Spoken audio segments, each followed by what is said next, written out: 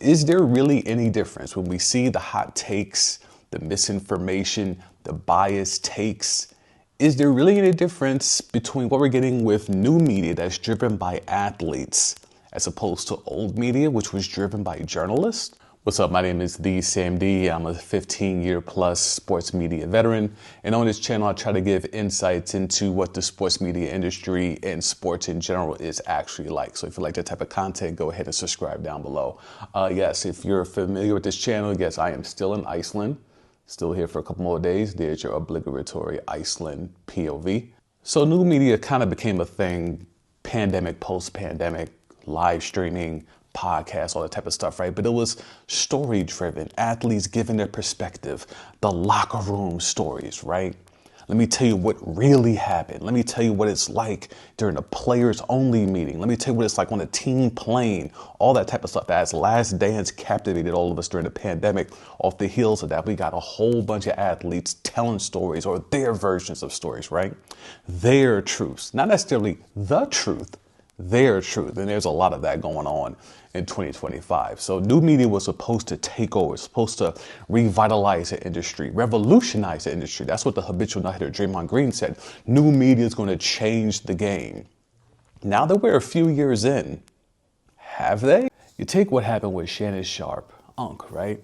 He had that Cat Williams interview, it went crazy, set the world on fire. The world, not just the US, the world on fire. And he's been chasing that high ever since. And now, because of the constant demand for content, the constant push for more clips, more virality, he's now down in the dumpster, bringing up Amber Rose and Andrew Schultz just to keep the clicks and the views up, just to keep eyes on his content. If you take a look at what Shaq is doing, right? Shaq is out here and he's on TNT to be a basketball analyst, obviously provide his own humor and shtick as well, but he's supposed to provide basketball analysis. This man doesn't know that Chauncey Billups isn't the head coach of the Detroit Pistons. And then he doubles down and says the Detroit Pistons are boring to watch when Cade Cunningham is a MVP candidate. Gilbert Arenas, who's always trying to get the camera on himself, I mean, he's been putting out content for a long time, right? So this has been his bag. This has been the lane that he's been trying to break through, and he's finally broken through, and he's got an ensemble cast, kind of like a bootleg McAfee type of deal. But ultimately, we can see what Gil is doing. Gil is following that Shaq model. I'm just going to say a thing. I don't really have a lot of basis behind it. I don't really need to have a lot of basis behind it because of my credibility is baked in because I'm a former player. And like, that's kind of the trick bag that these former athletes are running. It doesn't really matter how much they know or what they know. It's just the instant resume credibility of, I'm a former athlete. Well, then I guess he or she has to know what they're talking about, right? No. If you do the research, if you go through the history of sports athletics, there's dumb people that survive and make it to the highest levels of athletics. Just because someone has made it to the professional ranks doesn't mean that they're the most intelligent person in the world or that they're the most knowledgeable person in the world. Draymond Green, PKA, habitual nut hitter, he's the one that's coined the phrase new media, right? So he got caught out there and was making a joke. So basically, Karl-Anthony Towns missed a game against the Warriors. And because there's some backstory with new Warriors forward, Jimmy Butler and Karl-Anthony Towns, Draymond Green went out on his podcast, which somehow is very popular, and was saying that, yo, I heard Karl-Anthony Towns missed the game because he was scared of facing Jimmy Butler. He didn't want no smoke with Jimmy, right? That was the crux of it, right? So then people went to go find out why did Karl-Anthony Towns miss that game. That man was burying someone. That man was at a funeral. When Draymond was confronted with that information, he wasn't contrite. He didn't give a damn.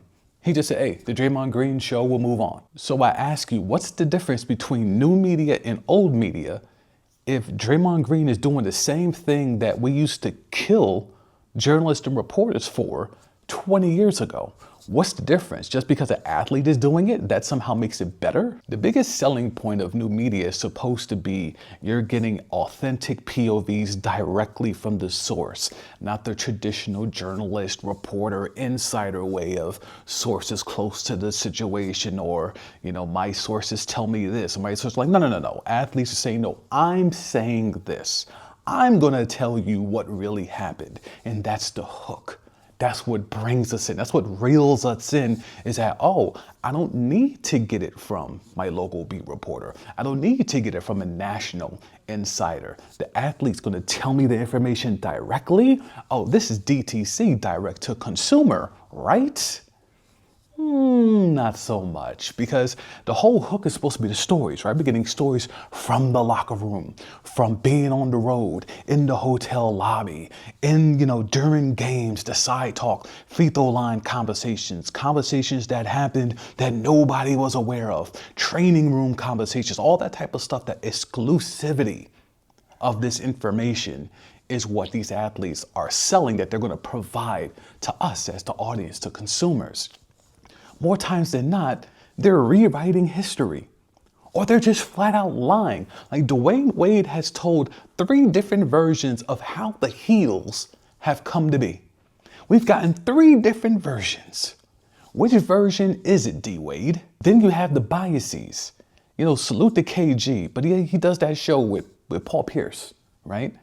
And Paul Pierce is openly biased for the Boston Celtics. He's calling Jason Tatum the face of the league when nobody outside of Massachusetts thinks that. So what's the difference between Paul Pierce shilling for a Celtic, or Bill Simmons, or Jackie McMillan back in the day, or Bob Ryan back in the day? What exactly is the difference? You then also have, media members, and then this is new media trying to align themselves with players. And you have that with like Gilbert Arenas is out here riding hard for Bronny, right? Saying that if he got starter minutes, he'd be top 5 in Rookie of the Year, which is supposed to be a thing that goes viral. But when you really look at it, that's really not saying that much, right? Saying anything that gets you on Bron good side, keeps you in that clutch sports, keeps you out of the crosshairs of clutch sports, that's a good thing. How is that any different than Ahmad Rashad rolling with MJ and making sure that he's aligned? Like, this is my man. It's like you get that with Draymond and LeBron. That's trying to be the new Ahmad Rashad and Michael Jordan. Like, again, what's the difference between new media and old media if new media keeps doing the same things that new media was mad about old media for doing back in the day? With the streaming companies and the betting companies throwing big bread at former athletes, the return for that, the exchange for that bag, is you need to create content and create clicks and views every single day. Now that's beyond just telling stories in the locker room, because guess what? At some point, those locker room stories run out. Jeff Teague is cooking, but at some point, those stories are gonna run out. Then what? Knuckleheads was a dope pod. I'm not gonna say it was like it doesn't exist, but it was a good pod. They had a lot of stories, had good interviews. Then they started to slowly run out. Now Q Richardson is an analyst on the Full Letter Network. Like, those stories run out. Unless you just continuously keep interviewing people, because once you run out of your own stories, you're tapped out. Now I've got to bring a guest in and have the guest tell their stories. And then it's rinse and repeat. But then the same guest now bounces on 3 to 4 or 5 different pods telling the same story. It all gets watered down. The stories get worn out. The story gets told, and each content provider pumps out the same clip with slightly different ChatGPT inspired descriptions, and then it's supposed to go viral. And that's where the game has changed. That's where the game has kind of been flipped upside down, because it's not about, we want that unfiltered, unedited, unauthorized even access to information, details, stories from those players, from those big time moments. Now it's just, hey, can you go viral again? That last episode, it only got 6K views. We paid you for 7-figure views. What's up? You better jump out the window with a take. Or let's go interview somebody and ask him about the same story he's told on 5 different pods already. That's the pressure. That's what the cachet is in the exchange. You want that bag from that gambling site? You want that bag from that streaming company? You better have some stories in the tuck for at least a year or 2. And then when those stories run out, you better run and go get some interviews and try to run those down and run people down who love to talk and love regurgitating the same story 5, 6, 7 different ways, and put that out and run the numbers up. That's what new media is being faced with. And guess what? That was the pressure old media faced too. How do you get eyeballs to your TV show? How do you get ears to your radio show? It's the same pressure now. How do you get our click? How do you get our view on our phone? How do you get us to interact in the comments? How do you get us to repost or share? It's the same pressure.